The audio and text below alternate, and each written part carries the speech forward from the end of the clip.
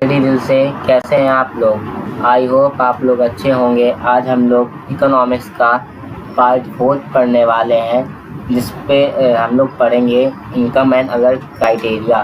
जो हमारे previous video थे उस पे हम लोग ने पढ़ा था इनकम एंड अदर गोल्स। अब हम पढ़ने वाले हैं इनकम एंड अदर क्राइटेरिया। तो चलिए इसी बात पे स्टार्ट करते हैं। तो दोस्तों, जैसा कि मैंने आपको बताया, आज हम लोग पढ़ने वाले इनकम एंड अदर क्राइटेरिया। तो चलिए स्टार्ट करते हैं, जिस पे पहला पॉइंट कह रहा है for achieving development goals of people. So people not only want income but also some non material thing. तो जो इसमें पहला पॉइंट है वो ये कहना चाहता है कि अगर हम लोग को अपने डेवलपमेंट गोल्स हैं वो अचीव करने हैं, तो हम लोग को सिर्फ इनकम नहीं चाहिए होगी, हम लोग कुछ नॉन मटेरियल थिंग भी चाहिए होंगी। हम लोग इनकम से तो हर चीज़ कर नहीं सकते ना, तो हम लोग को कुछ अदर नॉन मटेरियल थिंग्स भी चाहिए होती हैं। ओके। और इस पर जो सेकेंड पॉइंट कह रहा है for development of nation these factor are required. किसी भी एक पर्टिकुलर नेशन के डेवलपमेंट के लिए ये जो मैं आपको बताऊंगा जितने फैक्टर्स, इसमें जो ये पहला फैक्टर्स है वो रिक्वायर्ड होते हैं। इसमें पहला जो फैक्टर है वो है लिटरेसी रेट। जैसा कि मैंने आपको अपने प्रीवियस वीडियो में बताया था कि लिटरेसी का मतलब होता है एजुकेशन। तो एजुकेशन का रेट कितना है उसमें ये पूछ रहा है। तो चलिए पढ़ते हैं। तो इसमें इसका फर्स्ट पॉइंट है वो ये कह रहा है it is a number of people above 7 year of age able to read and write with understanding. Literacy rate वो होता है कि कितने भी नंबर ऑफ पीपल हैं वो जो 7 ईयर ऑफ एज से मतलब 7 साल से ज़्यादा है, मतलब 7 साल से बड़े हैं और उनको लिखना और पढ़ना आता है और समझने के साथ साथ तो उनको एजुकेट में काउंट किया जाएगा। जो इंडिया का लिटरेसी रेट है वो है 64%। मतलब जो हमारे इंडिया में एजुकेटेड है वो सिर्फ 64% एजुकेटेड लोग हैं। और इंडिया में जो केरला है उधर पर सबसे ज़्यादा लिटरेसी रेट है, मतलब सबसे ज़्यादा जो पढ़े लिखे लोग हैं वो केरला में रहते हैं। और जो बिहार है उसके पास सबसे लो लिटरेसी रेट है, क्योंकि वहाँ के लोग उतने एजुकेटेड नहीं हैं। आपको भी पता ही होगा कि वो लोग अनएम्प्लॉयमेंट की वजह से बाहर जाते हैं। तो इस वाले टॉपिक पे इतना ही था। और जिसका हम लोग अगला नया फैक्टर देखेंगे जो सेकेंड फैक्टर है। तो चलिए हम लोग इसका सेकेंड फैक्टर देखते हैं। तो दोस्तों, यहाँ पर जो हम लोग अगला फैक्टर पढ़ने वाले हैं वो है इन्फेंट मोर्टेलिटी रेट। जो हम लोग अगला टॉपिक पढ़ने वाले हैं उसका नेम है इन्फेंट मोर्टेलिटी रेट। तो चलिए पढ़ते हैं। इसका फर्स्ट पॉइंट क्या कह रहा है चलिए देखते हैं। It is the number of children that die before attaining 1 year of age at the proportion of 1000। ये लाइव LE है, ये W की जगह E कर लीजिएगा, ठीक है। लाइव बर्थ नहीं है। तो इन्फेंट मोर्टेलिटी रेट ये होता है कि जो नंबर ऑफ चिल्ड्रन है वो 1 साल की उम्र अटेन करने से पहले ही ख़त्म हो जाते हैं। मतलब 1 साल का हो नहीं पाया बच्चा, मतलब 6 महीने में मर गया, 2 महीने में मर गया, 1 साल का नहीं हो पाया वो। और किस प्रपोर्शन में कि 1000 लाइव बर्थ होती हैं 1 ईयर में, मतलब 1000 जो लाइव बर्थ हो रही हैं 1 साल में, उस पे जो कितने बच्चे मर जा रहे हैं 1 साल की एज नहीं अटेन कर पा रहे हैं वो। जैसे कि मैं आपको बताऊं, एग्जांपल दूं, जैसे कि 1000 लाइव बर्थ हो गई 1 साल में, ठीक है। अब वो 1 साल में हुई, अब वो जो जितनी भी लाइव बर्थ हुई अब उनको 1000 है, अब उनमें से कितने बच्चे जो 1 ईयर की एज अटेंड नहीं कर पाए, जो मतलब 2 मंथ या 3 मंथ या 4 मंथ या 6 मंथ या 8 मंथ, इन सब में इतने सारे मंथ में अंदर ये लोग ख़त्म हो गए, तो उसको कहते हैं इन्फेंट मोर्टेलिटी रेट। 1 साल का होने से पहले ही ख़त्म हो जाना, जब 1000 लाइव बर्थ हो 1 साल में, उसको कहते हैं इन्फेंट मोर्टेलिटी रेट। चलिए इसका दूसरा पॉइंट देखते हैं क्या कह रहा है। जो इसका दूसरा पॉइंट है वो ये कह रहा है कि it's indicate the health facility of a country. मतलब ये जो इन्फेंट मोर्टेलिटी रेट होता है ये उधर की हेल्थ फैसिलिटीज़ को बताता है कि उस पर्टिकुलर कंट्रीज़ की कैसी हेल्थ फैसिलिटीज़ हैं, क्या क्या उधर पर वो रखे जा रहे हैं कि कैसे प्रोटेक्ट करना है, क्या नहीं करना। तो ये कंट्री की हेल्थ फैसिलिटी को भी बताता है। चलिए इसका थर्ड पॉइंट देखते हैं क्या कह रहा है। Kerala has low and Bihar has high IMR।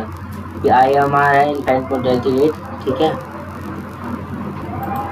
तो जो इंडिया में जो केरला है उसके पास सबसे लो इन्फेंट मोर्टेलिटी रेट है, मतलब पर जो हेल्थ फैसिलिटीज़ हैं उधर पर बहुत अच्छी हेल्थ फैसिलिटीज़ हैं, जिसकी वजह से जो इन्फेंट मोर्टेलिटी रेट है वो उधर पर ज़्यादा नहीं है। और जो बिहार है उधर पर मतलब कि बैकवर्ड स्टेट है, जिससे इधर पर जो IMR का रेशियो है वो उधर पर बहुत ज़्यादा है। उधर पर काफ़ी जो चिल्ड्रंस होती हैं उनकी 1 ईयर अटेंड करने से पहले ही डेथ हो जाती है। चलिए दोस्तों हम लोग अपने अगले फैक्टर की तरफ बढ़ते हैं, जिसका नेम है नेट अटेंडेंस रेशियो। जैसा कि आपको पता चल रहा है अटेंडेंस, तो जैसा आप लोग अपने स्कूल पे अटेंडेंस लगवाते हैं, प्रेजेंट सर, प्रेजेंट मैम, तो ये वही वाला अटेंडेंस है, ठीक है। तो चलिए इसका पॉइंट पढ़ते हैं। पहला पॉइंट क्या कह रहा है। It is the number of children in a age group of 14 and 15 years attending school at the percentage of total number of children in same age group। तो दोस्तों ये क्या बताता है, आपको वैसे ही पता चल गया होगा, फिर भी मैं बताऊंगा। ये नंबर ऑफ चिल्ड्रन होता है जो 14 ईयर या 15 ईयर की एज में है और वो अपना स्कूल जो है वो डेली अटेंड करते हैं। मतलब कि जैसे आप में से होंगे, काफ़ी होंगे, क्योंकि आप लोग 10th क्लास में हैं, तो आप 14-15 के ही होंगे, आप 14, 15 या 16। तो 14 और 15 ईयर के जो एज ग्रुप के जितने भी चिल्ड्रन होते हैं वो स्कूल अटेंड करते हैं किस परसेंटेज पे, total number of children in same age group. मतलब उस पूरे स्कूल है उस पर जो टोटल नंबर ऑफ चिल्ड्रन है वो भी 14 और 15 एज ग्रुप पे। मतलब जैसे आपके आप हैं और आपके क्लासमेट्स हैं सारे, उनमें से आप लोग जाते हैं और बाकी वो लोग नहीं जाते हैं, तो उस पर जो नेट अटेंडेंस रेशियो होगा वो उनकी कंपैरिजन में किया जाएगा। क्लास जो तो आपके क्लासमेट हैं उनकी कंपैरिजन में आपका नेट अटेंडेंस रेशियो का परसेंटेज निकाला जाएगा। ओके, तो चलिए अगले अपने नेक्स्ट फैक्टर की तरफ बढ़ते हैं, जिसका नेम है पर कैपिटा इनकम। पर कैपिटा इनकम आपको सुना नहीं लग रहा है क्या? हाँ, आपको सुना लग रहा है। मैंने आपको बताया था अपने प्रीवियस वीडियो में, आपको मैंने बताया था कि पर कैपिटा इनकम कैसे कैलकुलेट करते हैं। आज इधर पर हम लोग इसकी पूरी डेफिनेशन देखेंगे। तो चलिए देखते हैं इसकी डेफिनेशन क्या है। So per capita income is a mean income of a people in a economic unit. ये आई नहीं है, ई है, इसको ई कर लीजिएगा। दिस इज नॉट अ आई, ई है इधर पर इकोनॉमिक। तो पर कैपिटा इनकम क्या होती है? पर कैपिटा इनकम जो होती है वो मीन इनकम होती है ऑफ अ प्यूपल, किसी एक पर्टिकुलर प्यूपल की, और उसको किस में देखते हैं हम लोग, इकोनॉमिक यूनिट पे। तो ये मीन का मतलब मैं आपको बता दे रहा हूँ, मीन का मतलब होता है एवरेज। जो पर कैपिटा इनकम होती है वो एवरेज इनकम होती है किसी भी एक पर्सन की, जिसको हम लोग इकोनॉमिक यूनिट में देखते हैं। तो मैंने जैसा कि आपको प्रीवियस वीडियो में बताया था कि पर कैपिटा इनकम कैसे कैलकुलेट करते हैं, टोटल इनकम को किससे डिवाइड करते हैं, आप लोग बताएंगे। जल्दी से कमेंट करिए किससे डिवाइड करते हैं हम लोग। जो पर कैपिटा इनकम टोटल इनकम होती है जो कंट्री की, उसको हम लोग टोटल पॉपुलेशन से डिवाइड करते हैं। किससे डिवाइड करते हैं बच्चों? हम लोग उसको टोटल पॉपुलेशन से डिवाइड करते हैं। तो चलिए इसका लास्ट फैक्टर हम लोग देखेंगे।